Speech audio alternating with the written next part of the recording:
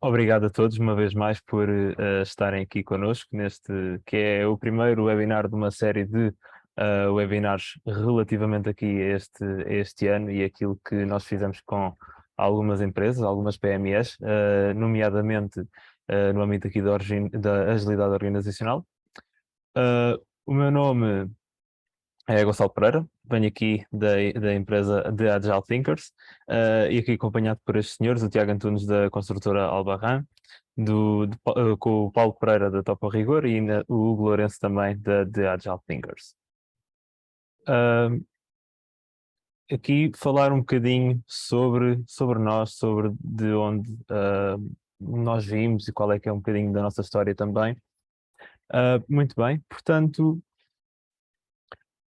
nós somos uma empresa que acredita que os produtos e os serviços servem para melhorar aqui as vidas das pessoas. E é através dessa visão que nós procuramos novas formas de trabalhar com base em empatia, em dedicação, inspiração e, acima de tudo, boas relações. Desse modo, nós temos aqui conferências, temos aqui academias, temos aqui também programas de consultoria e de formação para poder transmitir esta visão a outras pessoas e que outras pessoas consigam também fazer e satisfazer os seus clientes com produtos e com serviços mais amigos, digamos assim. E, portanto, para começar a falar sobre aqui os nossos eventos, temos então aqui o chamado de High Performance Teaming Challenge, que teve como base o ano passado, está de volta, que no fundo nós aqui procuramos trazer diferentes empresas de diferentes contextos para no fundo testar e conhecer qual é que é de facto a mais high performance. Portanto, se tiver uma equipa de 6 a 10 elementos, venha, acima de tudo, aprender como ter aqui uma melhor produtividade e, acima de tudo, que é suportada por uma ferramenta, o Coach Map, que serve para ajudar não só coaches, mas também equipas e também as organizações a conseguirem então alcançar aquilo que é uma melhor performance. Por sua vez, também temos então o nosso evento de Experience Agile, o World Agility Forum, Reimagining Management, a voltar, como já é costume, no 9º ano consecutivo, dia 22, 25 e 26 de setembro, em Lisboa, que já tem aqui alguns speakers confirmados, como é o caso do Rob Gallen, como é o caso também da Delia, e ainda do típico Fortnite Group, a Rita McGrath, Steve Denning, Del Rigby, Kurt Carlson, muitas pessoas com diferentes insights, com também diferentes experiências para partilhar convosco, para trazer-vos também diferentes insights sobre aquilo que as empresas também nos dias de hoje fazem em termos de estratégia, de agilidade, de inovação, para passar então aqui este conhecimento. Para este webinar, portanto, temos então a opção de polling, com caso tenham aqui algumas questões para fazer, aqui estes nossos convidados, e ainda também o Q&A para estas questões, assim é que é. E, portanto, quem é que são estes nossos convidados? Portanto, vou começar então a apresentar aqui o Paulo Pereira, de Topo Rigor, que vem de Samora Correia, é topógrafo e criou esta empresa em 2001. E do outro lado também temos então aqui o Tiago Antunes, da construtora Albarrán, também de Lisboa, a managing partner aqui desta empresa, que criou-a em 2001. Eu já vou passar aqui a palavra a estes nossos convidados para falar um bocadinho sobre si, do que andaram a fazer em termos de agilidade organizacional e também sobre outros tópicos relativamente aqui a esta sua jornada. Connosco também temos o Hugo Lourenço, que é uma pessoa que não necessita assim de grandes apresentações, aqui com uma vasta experiência no âmbito destas matérias, que é o fundador daqui da Experience Agile, do Agile Human Factors, World Agility Forum e ainda de Agile Thinkers e da Agile Thinkers Academy.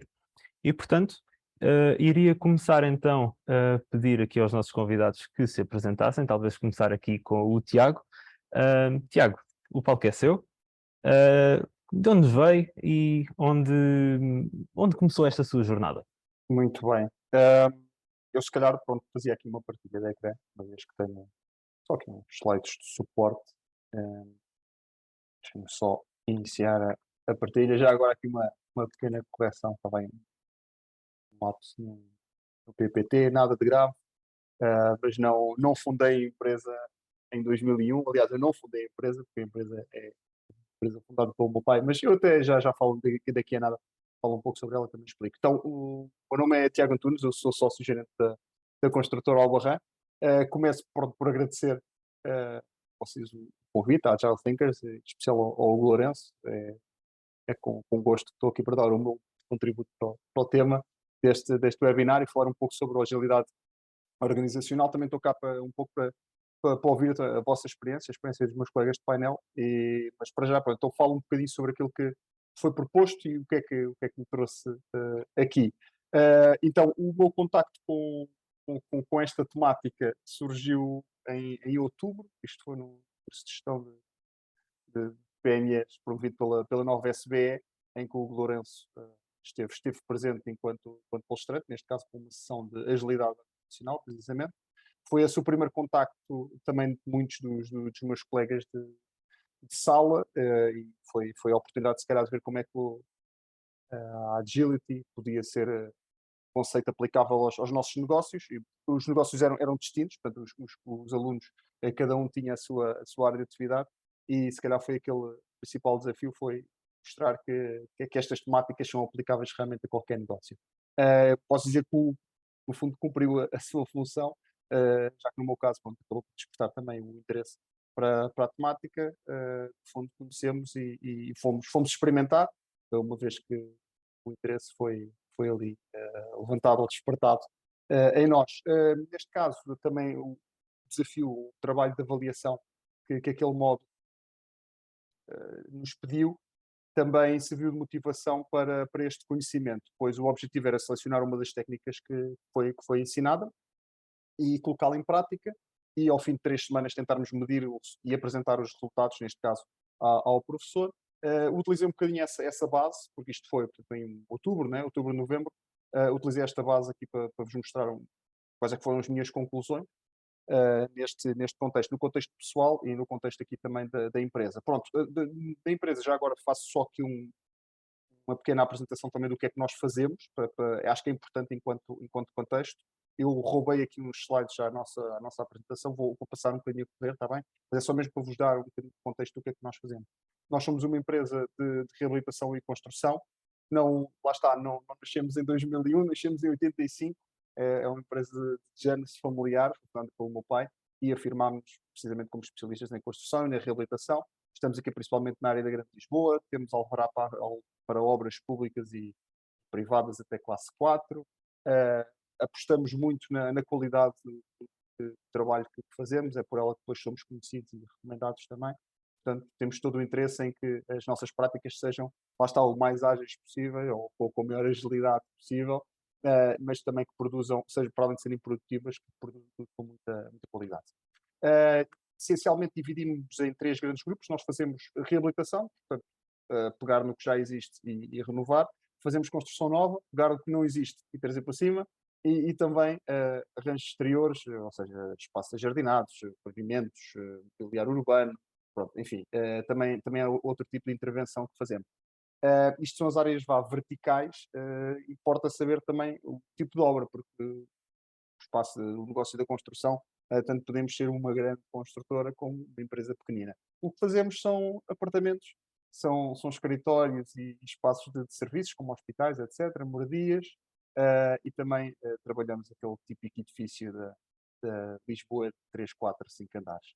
Para também perceberem um bocadinho o tipo de clientes que trabalhamos, isto é aquele slide bonito que dá para apresentar aos clientes, impressionar, mas não é esse o objetivo aqui, ok? É só para entenderem que trabalhamos muito com muitas entidades públicas, que por norma têm também se calhar um maior lastro burocrático e tendencialmente pouco ágil, digamos assim. Temos também alguns clientes privados, mesmo particulares. Por norma os projetos chegam já finalizados e prontos a executar, mas há situações em que estamos envolvidos também nas iterações de design. Essa temática do design é algo que eu acho que pode ser explorado no futuro, com algumas técnicas e alguns métodos da agilidade organizacional. Não é o foco desta apresentação, até porque, por enquanto, é a futurologia, é o wishful thinking, ainda não é algo que tenha explorado, mas que é algo em que provavelmente irei olhar no futuro. Então, eu vou-vos trago aqui só da minha experiência dois casos, chamemos dois use cases, que eu utilizei. Foi o primeiro, foi diretamente relacionado com o trabalho que fizemos, que sucedeu a nossa aula. Portanto, no fundo, era uma tarefa de personal agility, tentar pegar naquelas que são as minhas tarefas diárias. No fundo, uma das práticas ou uma das frases que foi bastante dita naquela sessão da agilidade organizacional era começar com aquilo que já temos, e foi isso mesmo que fiz. Portanto, peguei naquilo que fazia diariamente. Tenho que gerir as minhas tarefas, qualquer profissional assim tem que fazer, profissional, e tarefas profissionais e tarefas pessoais, né? Todos temos que ter aquela reunião, todos temos que ir levantar aquele documento, mas também temos depois de ir buscar o filho e etc. Portanto, há muita tarefa a realizar durante o dia, e eu peguei nessa temática. Eu peguei então, ou comecei por explicar o que é que eu fazia antes, e explicar a migração ou que tipo de alterações é que, é que implementei. Portanto, esta to-do list pessoal, eu utilizava o Google Calendar para fazer registro de tarefas. As tarefas registava como eventos, chamemos-lhe assim, como se fosse uma reunião, por exemplo, e utilizavam código de cores e de labels para mais facilmente perceber a prioridade da tarefa que eu tinha em mãos, ou o tipo de tarefa, se era uma tarefa mais de caráter comercial, se era uma tarefa mais de caráter operacional, ou de produção, aliás.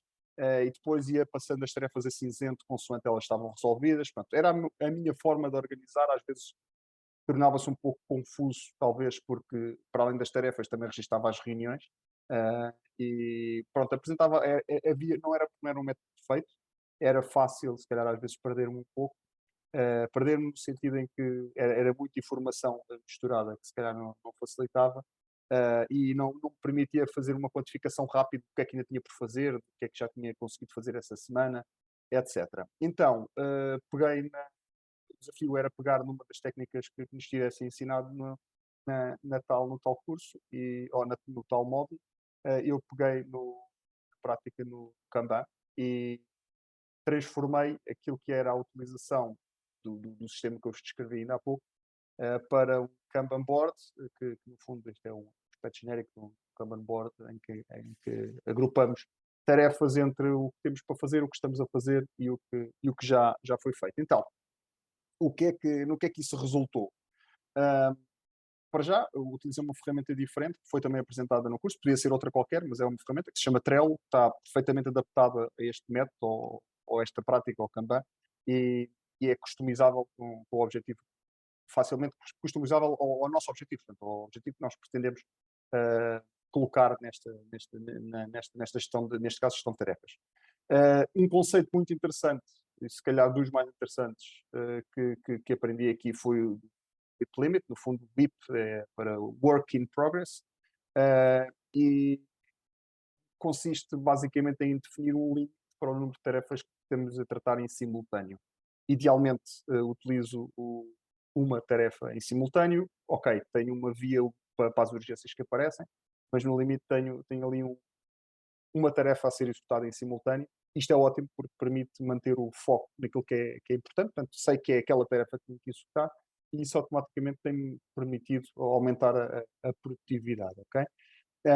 Também, por outro lado, esta ferramenta, como permite agrupar, já agora está aqui, pronto, este exemplo é um exemplo de um board, precisamente do Trello, em que consigo agrupar aqui as tarefas que tenho para realizar na semana. A mentira, peço desculpa. Estas são as tarefas que vou colocando aqui, que tenho para realizar sem prazo definido.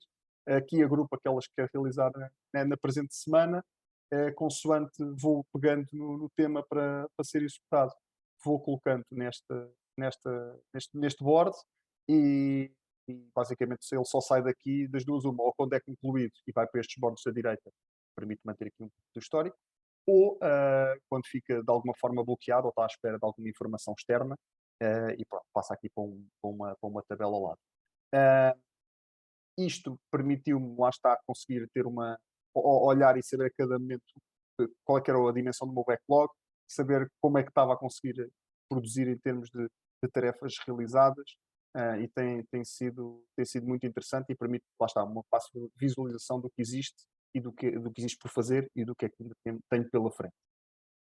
Depois, outra parte, a segunda componente do trabalho era olhar para essas 3 semanas nas quais decorreu ou decorreria este exercício, olhar para o número de tarefas que íamos completando e tentar perceber como é que nos estávamos a comportar, se estávamos a comportar melhor, se estávamos a ser, no fundo, mais produtivos ou não.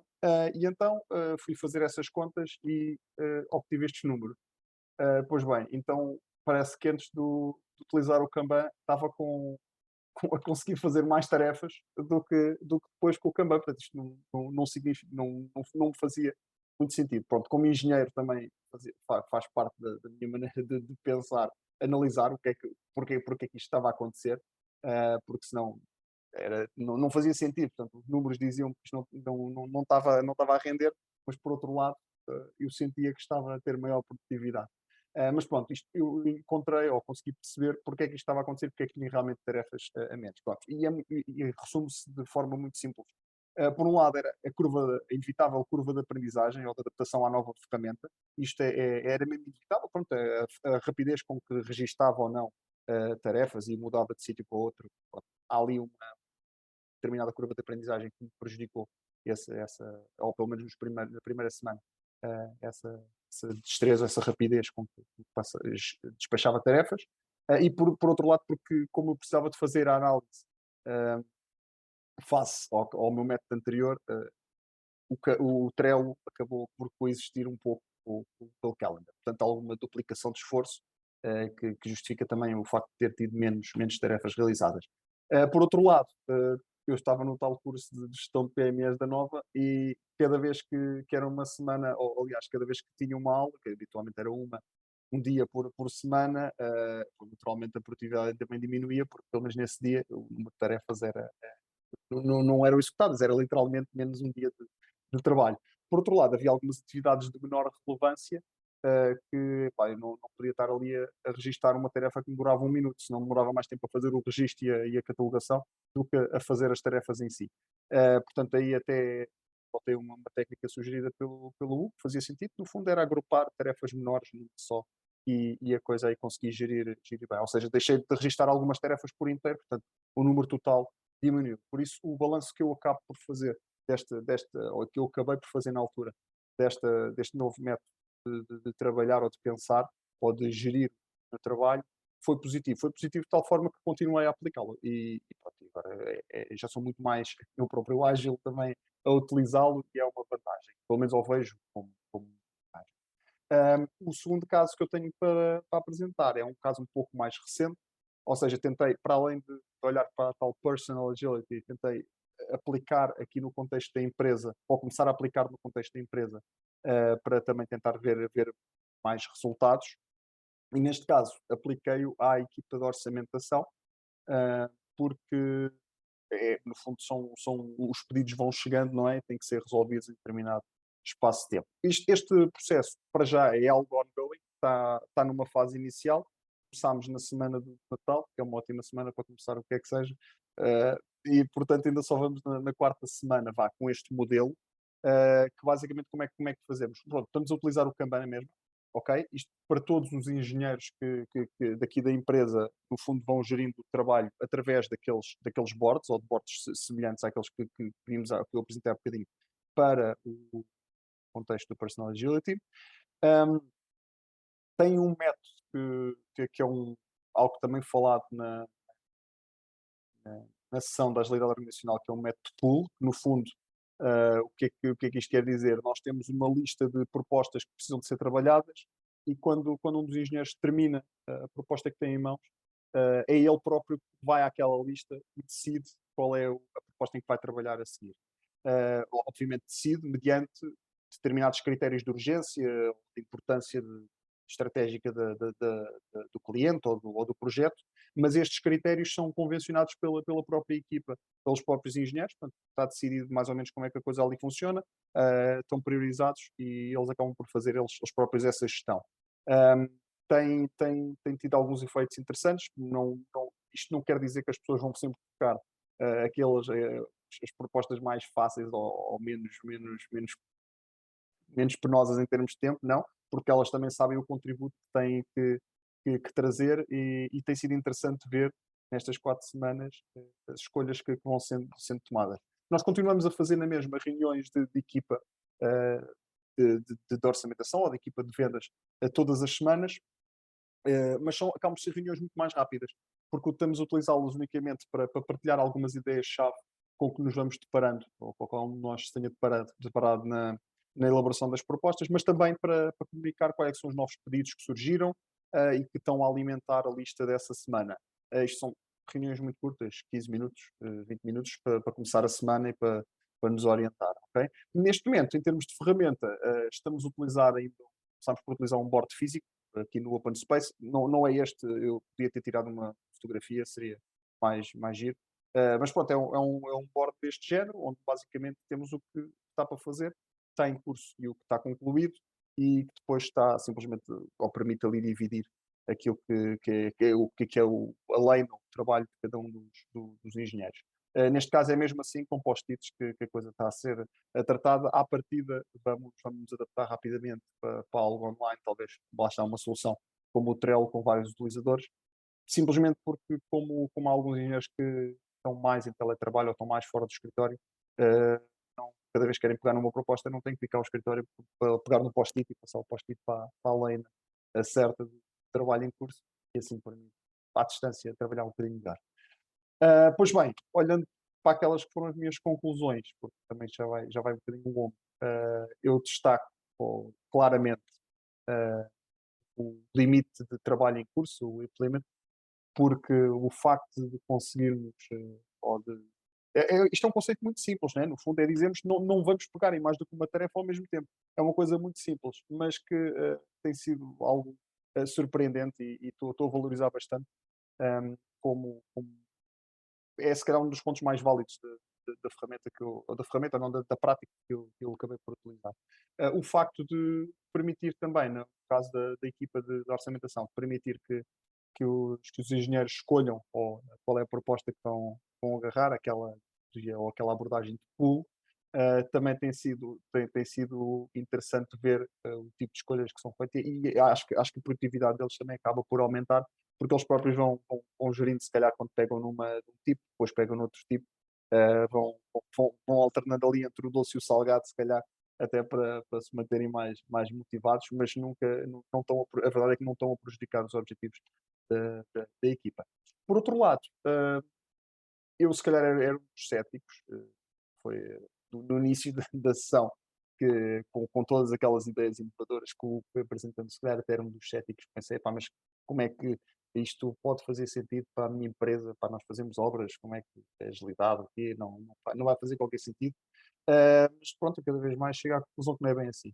Este método, por exemplo, esta prática que eu mostrei também, e há outras tantas, eh, mas esta prática, no fundo, eu sinto que pode ser aplicada a qualquer área de qualquer empresa. Eh, e basta pensarmos que, por exemplo, uma empresa que tenha, cujo departamento de marketing tenha campanhas, né? Portanto, as campanhas podem ser geridas desta forma. Pronto, o exemplo de vendas eu já o dei, não é? Ou um departamento de recursos humanos que precisa de fazer recrutamento, e o processo de recrutamento tem várias fases, também consegue adaptar facilmente uma prática destas para tentar acrescentar mais valor, neste caso não é clientes externos, mas é aos clientes internos. Pronto, isto já para não falar depois daquelas empresas cujo negócio em si também pode ele próprio ser adaptado ou ser utilizado estas boas práticas para entregar valor ao cliente. E há muitos métodos conhecidos, né? Scrum para desenvolvimento de software e afins. Pronto, mas isto são as duas grandes conclusões que eu tirei daqui. Eu sinto que ainda estou numa fase também muito, muito inicial. Estou a gostar de conhecer, vou continuar a conhecer certamente. Uh, e pronto, basicamente era isto que eu tinha para mostrar e para falar hoje. Obviamente estarei agora disponível se houver também questões. Vou deixar soltar este slide mais um bocadinho, se permitirem, só porque eu acho que uma rede de networking é sempre muito importante. Se estiverem aí a ver e acharem interessante, liguem-se a mim no LinkedIn Gosto de conhecer outras atividades, outras pessoas e daí também às vezes desenvolver parcerias interessantes quando menos se espera. Portanto, obrigado mais uma vez, Gonçalo, por aqui por este momento. Obrigado, Tiago. Obrigado, Tiago. E talvez agora, se calhar, antes de passarmos aqui ao Paulo, se calhar também deixar aqui à nossa audiência que caso tenham algumas perguntas que queiram começar a colocar ao Tiago, podem começar a usar o Q&A para depois ser possível colocar aqui algumas questões ao Tiago. Nomeadamente, uma que eu gostaria também de deixar ao Tiago é: grande parte das empresas consegue perceber muito bem a teoria, e vamos ter um curso na próxima semana sobre as bases, como é que tudo isto funciona, das 6 práticas. Isto é um curso simples, 2 manhãs, uma coisinha que tem uma certificação que é logo a primeira, que é basicamente conhecer as 6 das 12 práticas do Kanban, que é uma metodologia, não é apenas o quadro. Portanto, há um significado em chinês e há um significado em japonês. Um significa quadro, que é o caso do significado em chinês, e o japonês significa cartão, e a junção dos dois garante a primeira prática, que é visibilidade. Mas visibilidade não é tudo, visibilidade não é transparência. Portanto, são duas coisas que são dois lados da mesma moeda, mas podemos ter um e não ter o outro, ou vice-versa. Portanto, aqui que foi ensinado na Nova SBE foi uma técnica que foi ensinada, portanto, das várias práticas Agile. Portanto, Agile não é uma metodologia, é uma forma de pensar, de estar, é um lifestyle também, se quiserem assim dizer, uma forma de pensar. Por isso é que muitas vezes, quando questionam sobre Agile, e muita gente, uns gostam, outros não gostam, uns acreditam, outros não acreditam, a verdade é que, pronto, a gente tem que trabalhar com aqueles que acreditam naquilo que nós acreditamos também, porque se nós tornarmos a Agile banal como uma metodologia de gestão de projetos ou uma metodologia, bom, então acabou. Agora, a Agile também, na verdade, no século XXI, a Agile é reinventar a gestão. E por isso é que eu gosto tanto de lecionar também na Nova SBE, porque é a casa da gestão em Portugal, basicamente. E então a grande relevância é basicamente isso. Portanto, é reinventar a gestão que vem desde a Revolução Industrial, e que Peter Drucker defendeu muito bem toda a sua mudança em vários segmentos. Grande parte das empresas adotou agilidade operacional, que são isto, as práticas, basicamente. A adoção de uma prática mais conhecida, que é Scrum. Podemos falar mais daqui a nada. Quando é que se deve usar Scrum e quando é que não faz muito sentido? Se bem que, para mim, podem sempre usar Scrum em qualquer contexto, porque quando Scrum não funciona, vai-vos mostrar as dificuldades. Todas as dificuldades que vocês tiverem para adotar, não é implementar, mas para adotar a prática Scrum, vão perceber que é todas as disfuncionalidades que a vossa empresa tem. Trabalhar essas disfuncionalidades é o que vai demorar alguns anos, porque quanto maior a empresa, maior dificuldade depois de vencer essas disfuncionalidades. Se usarem esta prática, que tem mais a ver com a gestão de serviço, ou então ir mudando, em vez de fazer uma revolução, é fazer uma evolução, como o Tiago aqui falou, algumas das perguntas que podem ficar aqui para o Tiago é: percebendo estas 6 práticas, vejam bem, e das 6 o Tiago aplicou 2 ou 3, e agora vai andar assim durante uns bons meses, até consolidar. O software não é relevante em nada, rigorosamente nada. O que significa é a forma como eles colaboram, como tomam decisões. E é isso. O significado de Kanban em japonês é o cartão, e o cartão tem que ter informação para tomar decisões. O cartão não é para métrica, isso é bom depois. Mas se não houver boas decisões, não me interessa as métricas, porque dizer que passámos 75% do tempo a fazer uma coisa, 25% do tempo noutra, e que 3 desistiram, e que 4... Mas isso não revela qualquer capacidade de evolução, de crescimento de uma empresa. Isso é muito bom se quisermos estudar matemática, probabilidades e estatísticas e pronto, mas alguém tem que ir procurar dinheiro para pagar os ordenados no final do mês, porque seguramente isso não resolve nem faz que os produtos e os serviços das empresas sejam melhores, atraiam mais clientes. Não é? Poderá dizer, é para a gente ter indicadores, como por exemplo, algumas empresas, nomeadamente na gestão de serviços, que se comprometem com Service Level Agreement, a dizer que respondem aos clientes em determinado tempo. Na grande parte ninguém sabe a capacidade. O que eles fazem é mandam um e-mail, pronto, e já segurámos aqui o tempo. Mas se quiserem realmente saber o tempo, têm que estudar esta metodologia, por isso é que é uma metodologia porque tem bases científicas matemáticas. E então, nesse cenário, vai-vos dar bons indicadores nessas métricas para depois poderem definir o que é que realmente é um SLA e não aquilo que muita gente define como SLA, que depois não tem grandes bases. Ou então, carregaram softwares, assumindo que tudo o que lá está é fidedigno, e assumem que o que o software disser, que o SLA médio é este, e as pessoas acreditam que é. Pode ser, pode não ser. Portanto, o Tiago, neste estudo, poderá depois um dia descobrir mais. Mas a verdade é que, para começar, não é sobre isso. É sobre como é que tomam decisões, como é que prioritizam. Se o Tiago, como sócio-gerente da empresa, amanhã de manhã chegar à empresa e dizer assim, pá, vamos mudar o curso da empresa. Quanto tempo é que demora a fazer isto? Se o IP é pequenino, o work in progress é pequenino, 1, 2 tarefas por pessoa, se calhar a seguir ao almoço, podemos começar o novo rumo da empresa.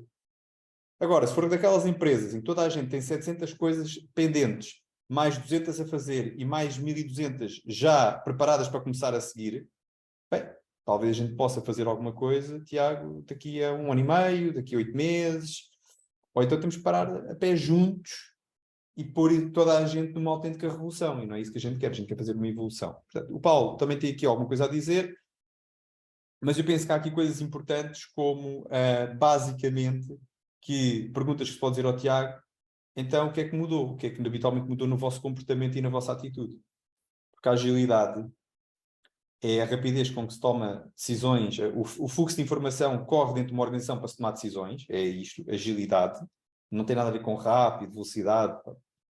Isso é o que está no dicionário, e eles escolheram essa palavra porque a palavra que eles procuravam era adaptabilidade, mas um dos 17 que escreveu o Agile Manifesto já tinha um livro sobre adaptabilidade, então eles acabaram por decidir a agilidade, que era o sinónimo mais próximo da adaptabilidade. Portanto, a capacidade que aqui me parece ser relevante é, como isto é reinventar a gestão no século XXI, como diz o livro do Steve Denning, leva exatamente a pensarmos como reinventar a gestão.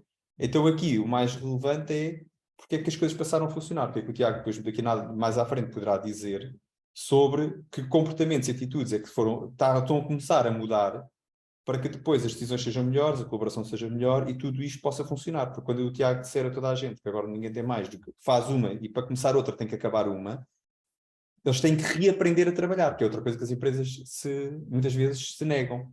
Reaprender. Ou seja, eu sempre fiz isto de uma forma, mando um e-mail, enquanto não espero pela resposta, começo a fazer outra coisa. Reaprender a trabalhar é não ficar dependente de ter que enviar um e-mail. Portanto, isso nunca mais irei fazer, porque isso vai-me pôr sempre numa situação de fazer multitasking. Portanto, a reaprender, redesenhar os meus fluxos de trabalho para que não me ponha nessa situação, isto vai dar trabalho. E muita gente não quer. Porquê? Porque depois vem a gestão da qualidade, tem um manual que está definido. Mudar isso tudo, temos que mudar tudo. E é tanto trabalho, e depois é um trabalho que não é um trabalho linear. Não é uma coisa que um indivíduo anda lá o dia todo a fazer coisas e aquilo resolve-se. É um trabalho, todos têm que colaborar e repensar. Isto é um exercício de grupo a uma escala muito grande. Portanto, isso vai ser difícil as empresas fazerem e, como tal, acabam por não fazer. Ok? Portanto, o Tiago tem estado aqui a praticar 1, 2, 3 das 3 práticas. E algumas das perguntas podem ser estas, para as práticas funcionarem, comportamento e atitudes, porque as práticas são as mesmas sempre, seja uma empresa, e vão ver agora o Paulo, na experiência dele, o que é que ele vai dizer. As práticas, provavelmente, a prática é a mesma, a técnica é a mesma, mas o comportamento e atitude, se calhar vocês vão ver, para funcionar, vocês vão ter que ver semelhanças. Porque se não virem semelhanças, provavelmente alguma coisa não iria funcionar, não é? Pronto, depois também já há uma pergunta também no Q&A, mas essa pergunta tem algo mais técnico que, por exemplo, no curso da próxima semana ainda não é nesse curso que se fala. Nesse curso fala-se as práticas, mas como é que se calcula o Work in Progress Limit, se calhar depois eu poderei até explicar como é que isso eventualmente se pode fazer, mas há uma forma matemática inclusive para fazer isso. Portanto, isto não é chegar ali, tenho 4 pessoas a trabalhar, portanto tenho 4 tarefas, portanto cada um faz uma. Isso, mais uma vez, já não é pull, já é push. Já sou eu a decidir, como tenho 4, os 4 têm que cada um ter uma. Não é verdade. Depois outra coisa tem a ver com capacidades, tem a ver com outputs, tem a ver com mais algumas coisas. Mas iremos falar disso mais à frente. Ok? Portanto, coloquem as vossas perguntas no Q&A para que também o Tiago possa ter aqui espaço. E agora sim, Paulo, força. Exatamente. Olá, boa noite. Boa noite, Paulo. Portanto, queria em primeiro lugar agradecer à Agile Thinkers que nos endereçou o convite para participar no webinar. E passo por me apresentar, sou Paulo Pereira, sou sócio fundador da Topo Rigor 3D Geociências. com formação académica de base em engenharia topográfica. Sobre a Topo Rigor, eu podia partilhar aqui o ecrã, onde tenho aqui uma apresentação em PowerPoint que me irá ajudar na minha tarefa. Não sei se já conseguem ver. Já? Ok. Sim, Paulo, sim.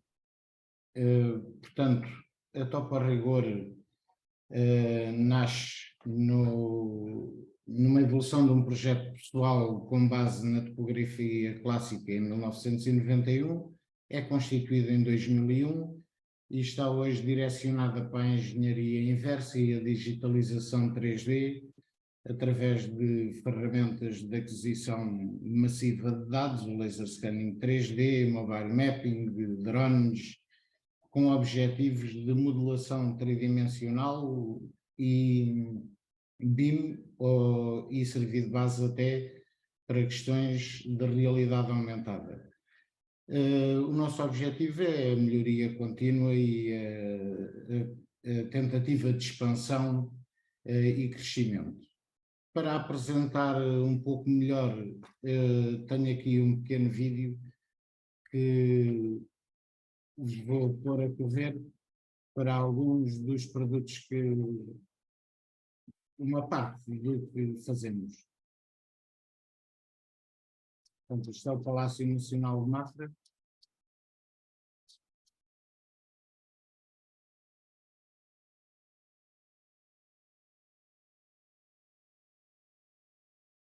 Portanto, são equipamentos de aquisição de milhões de pontos por segundo, com tecnologia LIDAR, que no fundo captam qualquer objeto tridimensional e permite trazer a realidade para o computador.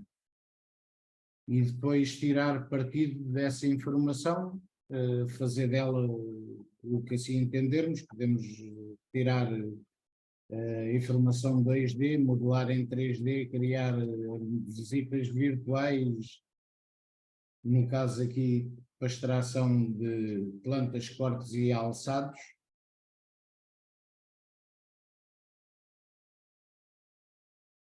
Portanto, interagimos muito com edifícios muito antigos, dos quais não existem qualquer planta, não existem desenhos reais e exatos, e pretende-se reabilitar o edifício e é preciso ter informação fidedigna, ou por exigência das entidades, ou mesmo da equipa projetista. E já falamos em modelação 3D, uma renderização dessa modelação 3D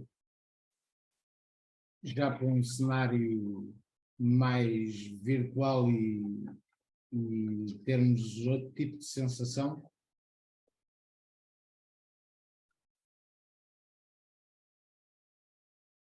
Pronto, obrigado por terem assistido a este pequeno vídeo.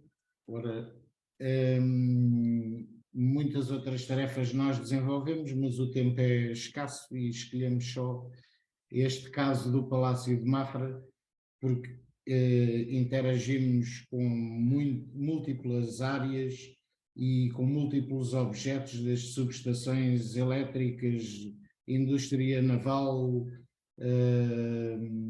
portanto, qualquer objeto é passível de ser adquirido e depois modelado, desenhado, enfim, as possibilidades são imensas.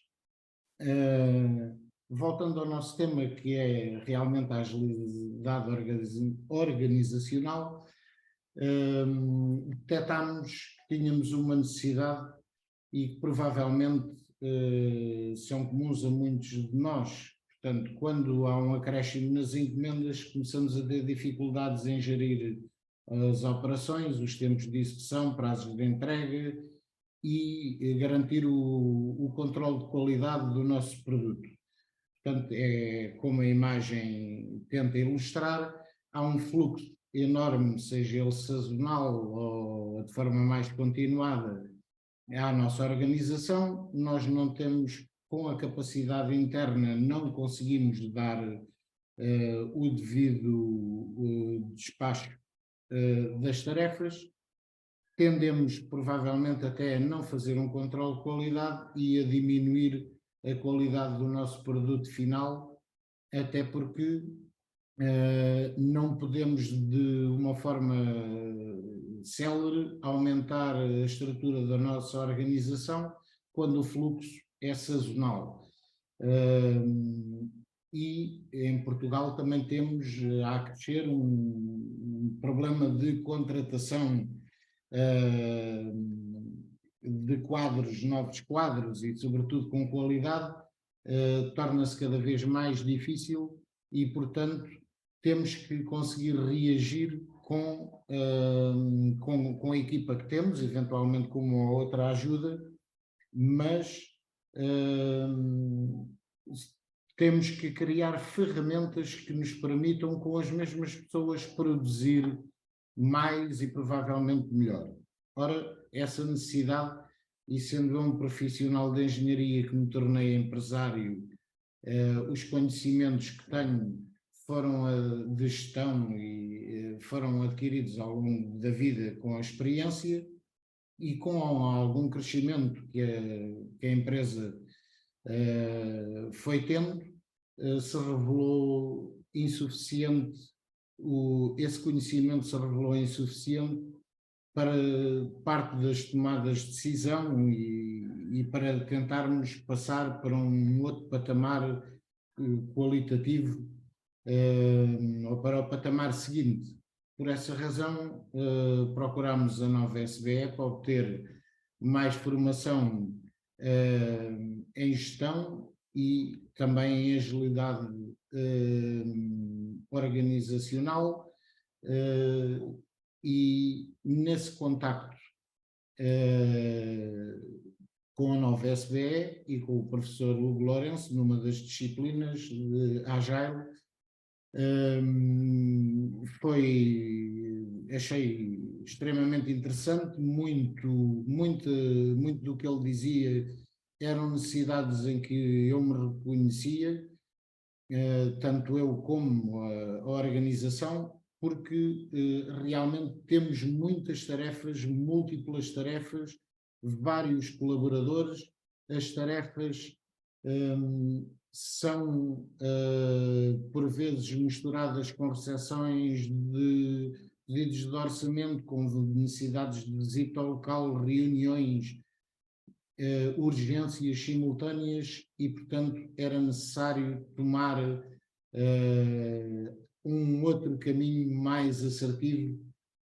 E antes dessa formação na nova, a nossa agilização era, tal como em muitos casos de muitas PMEs, estava baseada em ferramentas mais empíricas, como agendamento de tarefas em suporte de papel, no caso da primeira imagem, um calendário partilhado com a equipa, envio de e-mails entre os intervenientes, e acontece durante o dia, é inevitável que aconteçam alterações na ordem de execução, ou porque houve cancelamentos de trabalho, ou porque houve reagendamento de tarefas ou outras ocorrências, e portanto é muito difícil ter um controle absoluto, porque é tudo muito imprevisível.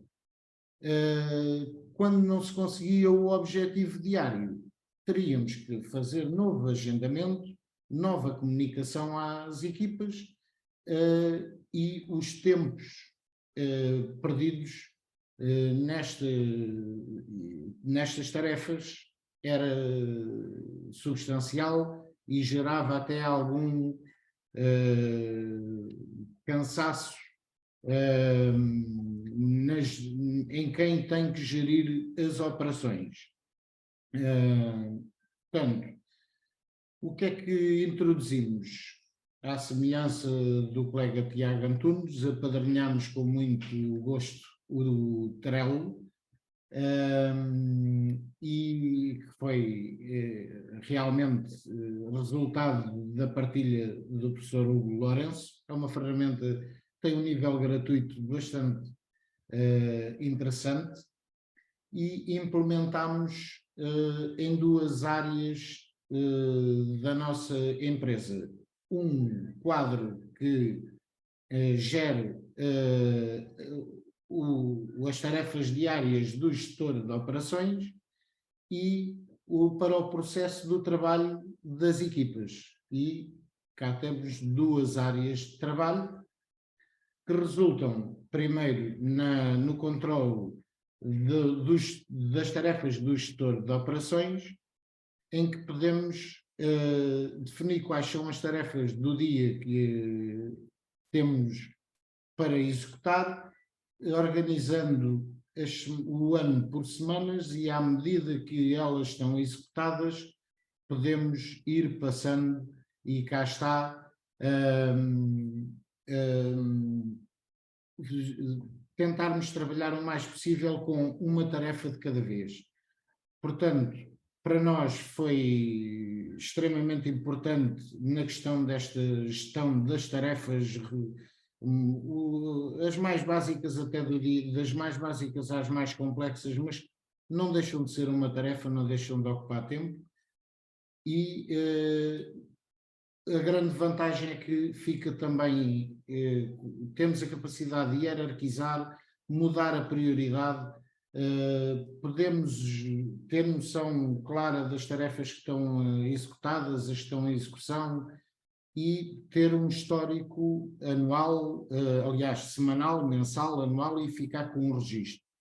Também para a equipa da Topo Rigor, que é composta por arquitetos, engenheiros, geógrafos, topógrafos, e, portanto, basicamente, os processos em que nós trabalhamos são quase sempre projetos.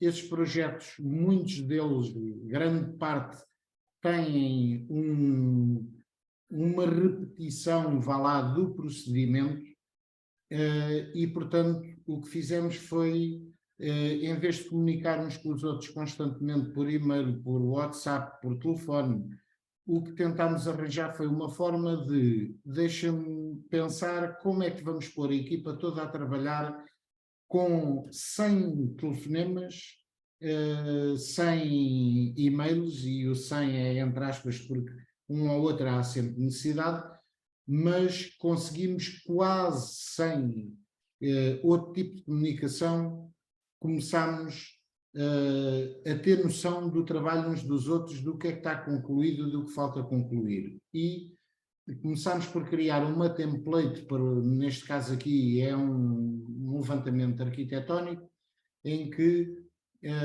há a tarefa de registro, aquisição, registro da nuvem de pontos, o levantamento topográfico, criação da base do levantamento arquitetónico, planta do piso -1, -2, -3, planta do piso 1, 2, 3, 4, planta de cobertura, alçado norte, etc., cortes, e isto iria por aqui fora, mas o ecrã não dá para mostrar tudo. Isto por cada projeto vai-se repetir, o que quer dizer que quando abrimos um novo projeto, no caso, enfim, é um projeto concreto, ele passou a ter todas as peças desenhadas que são para executar. Ora, num outro quadro a seguir, temos as áreas de cada colaborador. O colaborador vai fazer vai buscar uma destas peças, vai arrastar para a área dele.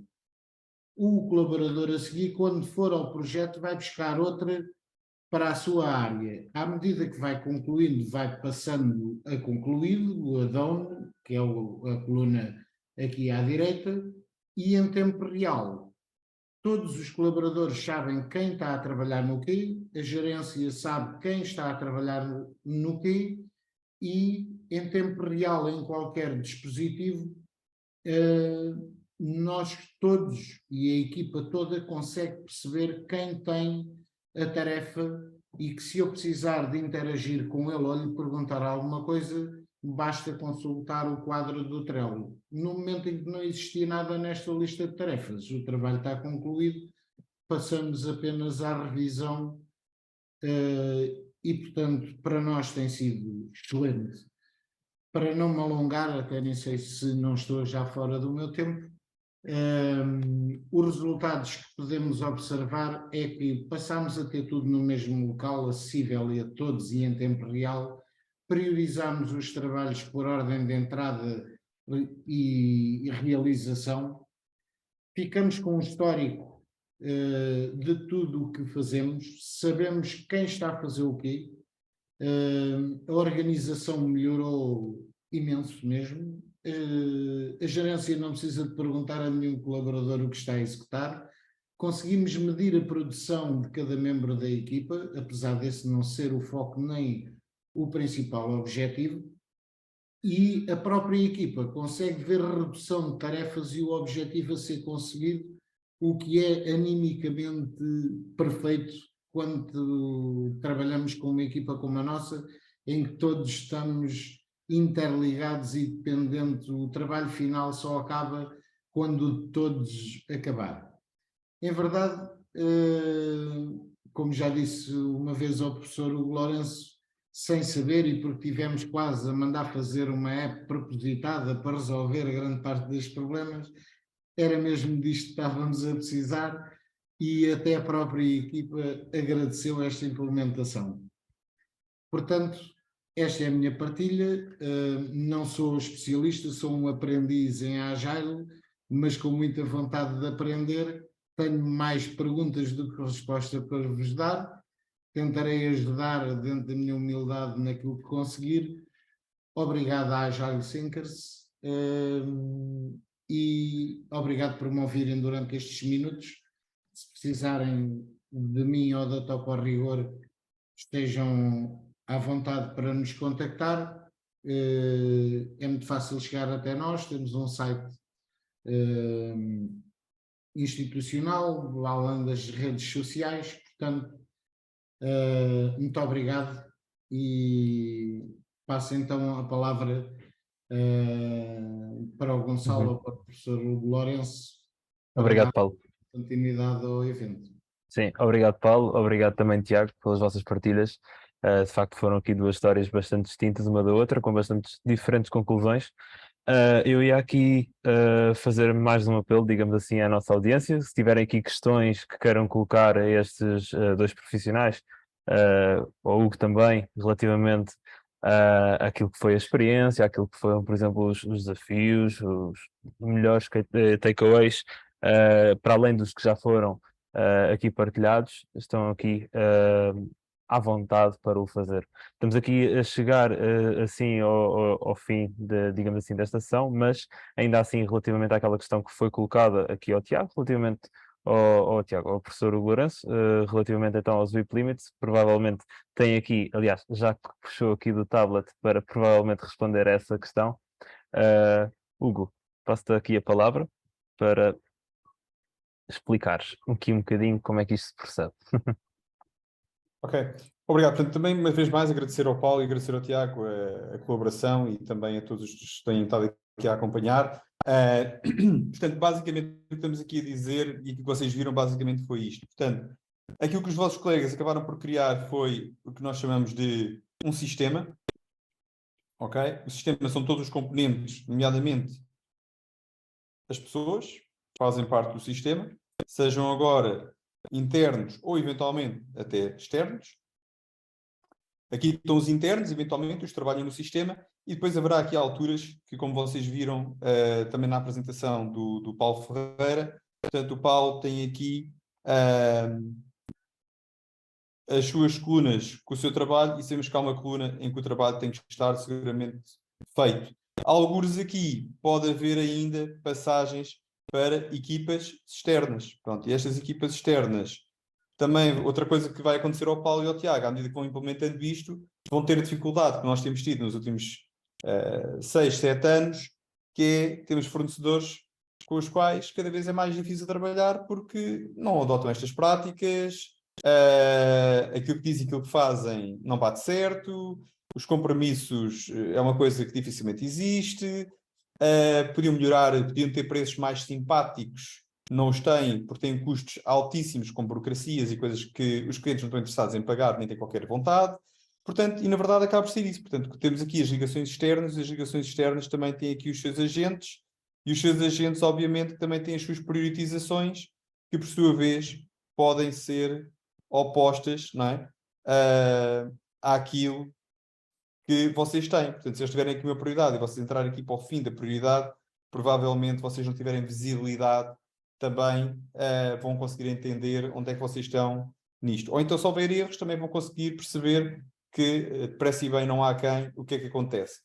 A outra questão que temos aqui, que os vossos colegas aqui acabaram de falar, foi basicamente também, portanto, temos aqui vários stakeholders, cada stakeholder tem uma necessidade, cada stakeholder quer uma coisa, cada stakeholder tem o quê? Um deadline. Portanto, este stakeholder, se for preciso, paga para responder em 2 horas. Este aqui não está interessado em pagar mais, mas mete uma data de fim. Temos aqui outro stakeholder que aquilo que pede, habitualmente, a expectativa dele é que seja menos de 1 mês. E temos eventualmente aqui outro stakeholder, tudo o que pede é já. É para ser agora. E pronto, e podemos ter aqui então um outro stakeholder que aquilo que faz é sazonal. Pronto, agora vem o janeiro, é preciso usar uma data de tabelas, impostos, a autoridade tributária fez uma data de alterações, portanto, e depois, como devem calcular, ainda há sempre aquele que é o já agora, não é? Que é o trabalho unplanned work. Portanto, o unplanned também é algo que nos toma aqui, imenso tempo. Pronto. Com base nisto, todas estas pessoas estão a pedir trabalho à mesma equipa. Todos estão a pedir trabalho à mesma equipa. Agora, são trabalhos completamente diferentes, com expectativas completamente diferentes. Estamos de acordo. Portanto, isto é o dia-a-dia normal de uma empresa, do que seja. E com os consumidores, não é? E os consumidores, de preferência, aquilo que sai daqui, se possível, que seja já, não é? Se possível, isto venha já para mim, porque eu estou cheio de pressa. Portanto, e as pessoas querem as suas coisas agora. Não querem daqui a 1 mês, não querem daqui a 1 ano, não querem daqui a 6 semanas. Portanto, as pessoas não querem isso, se possível, querem agora, querem já. Agora, como é que se compatibiliza estas duas áreas? Portanto, se aqui tivermos aquilo que nós chamamos de um input, e se aquilo que tivermos aqui que é um output ou um outcome, não é? Outra coisa é, tudo o que está aqui não são tarefas, às vezes. São desejos, necessidades que podem ser comutadas de várias formas, e aquilo que a gente vê é sempre como tarefas, tudo é uma execução, e às vezes não é bem assim. Ok? Portanto, se olharmos para isto como aqui está, e alguém perguntava como é que se calcula agora a quantidade de trabalho que a equipa pode. Portanto, é isto que estamos aqui a falar. Se vocês fizerem um exercício muito simples, peguem uma garrafa de 1,5 litro, virem-no ao contrário, para despejar a água toda e vão ver o tempo que ela demora. Depois existem mais 2 ou 3 formas para tirar a água de lá em pelo menos 60% mais rápido do que aquela que vocês fazem, que é virar a garrafa toda ao contrário. E vocês conseguem perceber, porque está a entrar ar, portanto aquilo faz vácuo e acaba por ser mais difícil sair a água. Se vocês inclinarem a garrafa até um determinado ponto de equilíbrio, a água sai com uma facilidade enorme. Portanto, se pensarmos bem nesse princípio, mais é menos. Então, para calcular aqui, na verdade, a quantidade de trabalho, qual é que é? O IP está aqui, que é a quantidade de trabalho. Portanto, a minha pergunta é sempre esta. Qual é que é a saída? Qual é que é o throughput? E agora é usar isto. Portanto, o meu throughput, não é? Que é aquilo que estamos aqui a calcular, a saída, o throughput, que pode ser a necessidade do cliente, portanto, o SLA do cliente, portanto, o Customer Lead Time, ou o tempo em que os clientes querem a resposta, vai ser igual à quantidade de trabalho, portanto, quanto é que é o work in progress, que é todo o trabalho que vai estar aqui dentro, é que não é só nesta coluna, é todo o que está aqui. É todo o trabalho que está dentro do sistema, porque tudo isto cria um sistema, cria entropia, portanto, os sistemas entrópicos, não é? Portanto, e então é a quantidade deste trabalho a dividir pelo quê? Pela duração que ele vai ter, desde que ele é aceite até que ele é entregue. E aí isto chama-se o compromisso. É quando eu digo que vou fazer, vou fazer. Não comece e comece tudo e não acabe nada. Então pronto, então aqui temos aquilo que nós chamamos de lead time. Ou, se quiserem, o somatório do lead time ou do somatório do customer lead time. Na verdade é o somatório de quanto tempo é que demorou aqui, quanto tempo é que demorou aqui, quanto tempo é que demorou aqui, para chegar a dano. Então, se vocês quiserem saber qual é que é na verdade, o Work in Progress Limit que devem escolher, tem a ver com o throughput vezes o lead time. Porque agora é simples. Se a quantidade de trabalho sobe, obrigatoriamente o lead time também aumenta, logo o throughput, o que é que acontece? Baixa. Drasticamente. Então, se vocês querem mais saída, não é? Este tempo tem que baixar, logo este vai baixar, porque eles estão relacionados. E está aqui também. Portanto, isto chama-se The Little's Law. Ok? E ajustar este sistema, para além de ser uma equação matemática, como mete pessoas e mete necessidades e mete expectativas, isto tem que ser afinado e demora tempo a afinar isto. E depois há aqui mais equações por trás que temos que considerar. Mas o que isto nos ajuda é que não é chegar aqui e olhar para isto como se fosse apenas um quadro de Kanban com cartões e agora é só puxar, aliás. O trabalho entra aqui, da esquerda para a direita, mas todos os dias, onde é que a gente começa a falar? Onde é que a gente todos os dias fala? Se o Dan está aqui, a nossa primeira foco é aqui. Porquê? Porque está mesmo ao lado de marcar gol. Para o Paulo Ferreira e para o Tiago Antunes, e seguramente para quem nos está a ouvir, o que é importante é isto. Porque é aqui no Dan que eu faço dinheiro. Eu não faço dinheiro aqui. Eu não faço dinheiro aqui. Eu ganho as propostas algures aqui, é verdade. Ganhei a proposta. Mas só recebo o dinheiro, ou uma parte, ou todo, ou só tenho clientes a voltar quando chego aqui. Portanto, a primeira coisa de todos os dias é focar-me aqui. Se aqui estiver muito complicado, eu nem quero falar do que é a próxima coisa a começar. Se não, para entrar alguma coisa tem que sair outra. Alguma coisa tem que vir por aqui. Portanto, isto parece complicado, mas não é. Mas também não é tão simples quanto às vezes possam imaginar. Portanto, temos aqui o quê? O que é que também serviu hoje aqui para sintetizar também do meu lado aqui um bocadinho? Nós vemos muitas vezes muitos clientes que nos dizem que o departamento financeiro tem um contexto, é verdade. E depois tem outro contexto, é verdade. E temos o departamento de marketing que tem outro contexto, é verdade. Mas temos pessoas que dizem que isto não se aplica na minha empresa. Porque o meu contexto é muito especial. Vier a dar um caso de estudo do meu contexto. Pois. O que é que isso resolve? Temos aqui empresas de contextos diferentes, por acaso até são similares, portanto quase que podiam trabalhar juntos, que se calhar há aqui coisas que se tocam bastante. Há aqui sinergias muito grandes entre a empresa do Paulo e eventualmente a do Tiago. Mas na verdade, o contexto é que define a prática e não é a prática que define o contexto, é o contexto que define a prática, mas a verdade é que a metodologia aplica-se sempre. O que vocês têm que procurar é onde é que está a estabilidade desta equação. Como é que eu estabilizo esta equação? E isso tem a ver com práticas de comportamento e atitude no local de trabalho e na forma como organizamos o trabalho. Há muitos anos atrás, os técnico-profissionais e os politécnicos tinham disciplinas como organização de trabalho. Hoje em dia penso que já não tem nada disso. E era basicamente essa orientação de organizar o trabalho. Portanto, esse comportamento e atitude para organizar o trabalho. Por isso é que se vocês forem ver, e aliás, quando eu vos disse que a Agile não é uma metodologia, não é... ouça, muito simples, www.agilemanifest.org. Vejam lá se está lá escrito alguma vez a palavra metodologia. Vejam lá se está lá escrito alguma vez a palavra processo.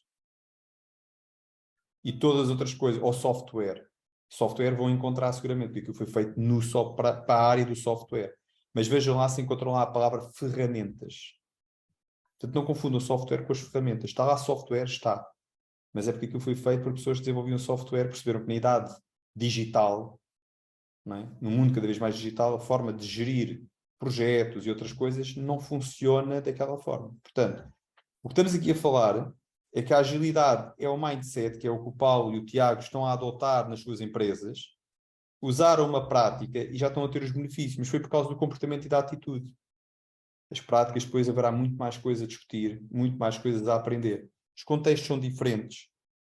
O comportamento e a atitude, que são os tais princípios e valores, é que são importantes.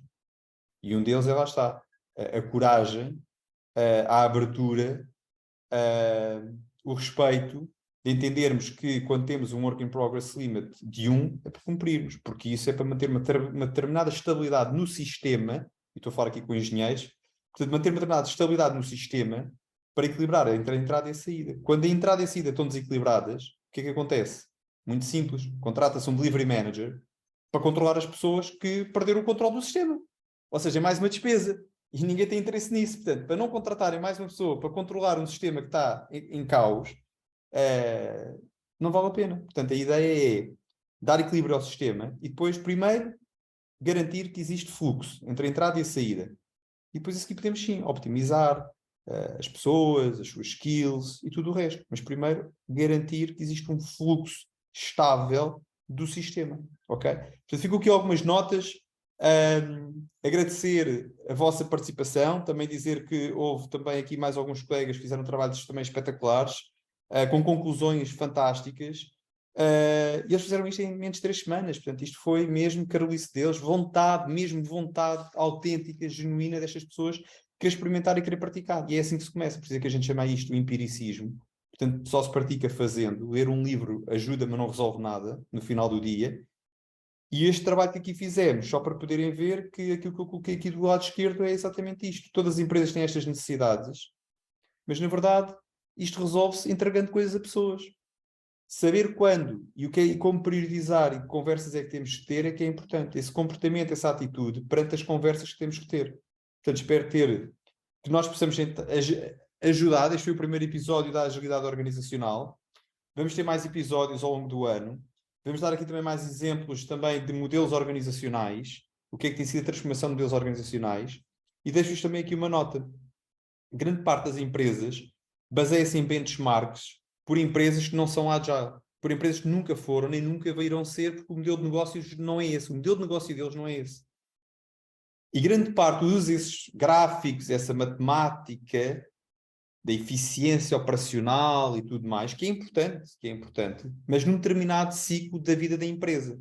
Há que equilibrar esse ciclo com um ciclo também, e vejam, tanto o Paulo como o Tiago, mas o Paulo apresentou aqui muita coisa que a empresa se reinventou e foi encontrar outras respostas, nichos de mercado, onde provavelmente havia muito pouca gente, ou quem havia não tinha capacidade para desenvolver o que eles estão a desenvolver.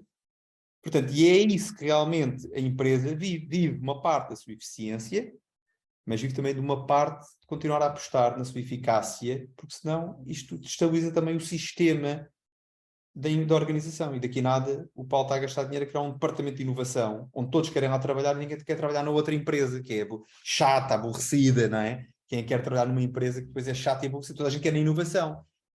E depois o Paulo permite toda a gente para a inovação, não é? Porque tem bom coração, quer ajudar. E depois quando ele vê diz, não, mas agora a inovação é igual à antiga empresa que eu já tinha. Portanto, não inovei nada. Portanto, está lá toda a gente pendurada outra vez. Pronto. E aquilo, estão a ver? Portanto, a ideia não é criar mais um departamento de inovação. A ideia é reduzir a operacionalidade. Essa eficiência operacional é tão boa, não deve ser mais do que 20%, 30%. E 30% já não estamos a usar muita tecnologia. Mas há contextos que provavelmente não dará assim tanto para já. Ou pode ainda não haver tanta tecnologia desenvolvida para isso. E deixar o resto, porque também há 10, 20% que nós não conseguimos controlar, né? As pessoas têm que ter a sua vida, as pessoas acabam por usar redes sociais e fazer outras coisas, mas garantir que os outros 40% são empregos sempre na eficácia, a melhorar, a optimizar, a procurar e a perguntar, então e se a Disney redesenhou os seus parques, o de Hong Kong, de Xangai, estão a redesenhar os seus parques, exatamente formulando a questão, então e se? Porque antigamente era só engenheiros americanos que pensavam os parques pelo mundo inteiro. Eles começaram a perceber que não, a gente tem que ter aqui pessoas que não percebem nada disto, quase com uma total ingenuidade, que nos vão ensinar coisas que a gente nunca nos iríamos questionar. Portanto, extremamente importante analisarmos isto. E este sistema que eu vos apresentei, esta agilidade organizacional, não é só para ajudar as vossas organizações, mas é para manter os sistemas cognitivos também das vossas pessoas ativos. E para que as vossas pessoas continuem a querer ser inspiradas, informadas e procurarem melhorar não só aquilo que fazem no seu dia-a-dia, mas como também pensar que o seu negócio pode ter outro potencial e pode haver outras experiências que possam querer ter. E por isso é que cada vez mais o empiricismo é importante. A Agile só tem 20 anos, a Revolução Industrial tem 200, portanto estamos a 10% daquilo que tem sido a Revolução Industrial, portanto dá muito para fazer, ainda há muito para trabalhar. Conto convosco no próximo webinar sobre a agilidade organizacional. Gonçalo, queres fechar? Sim, Agradecer obrigado, aos Hugo. convidados. Ok? Portanto, da minha parte, agradecer aqui aos nossos convidados, Paulo, Tiago e Hugo também. Desejar a todos vós um resto de uma boa noite e até uma próxima. Muito obrigado. Boa noite a todos. Boa semana. Obrigado, igualmente.